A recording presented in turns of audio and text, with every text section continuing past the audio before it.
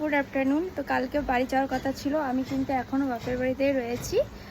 আর দেখো সেই ব্রাশ করেছি, ব্রাশ করার পর কিন্তু এখন অবধি ব্রাশটা রাখার টাইমও পাইনি। তাতান্তজকে স্নান করিয়েছি, করিয়ে টরিয়ে ওদেরকে বেশ খাইয়ে দাইয়ে গুছিয়ে টুছিয়ে ঘুম পড়িয়ে দিয়েছি।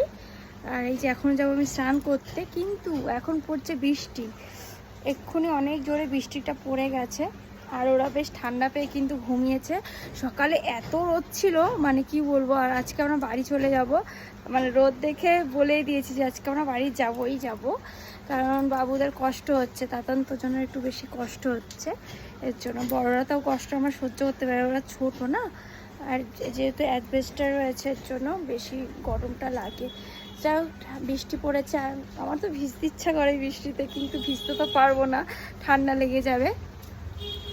কোথায় কোথায় বৃষ্টি হচ্ছে একটু কমেন্টে জানিয়ে। তো আমি শুনলাম নাকি সব জায়গায় বৃষ্টি হচ্ছে না।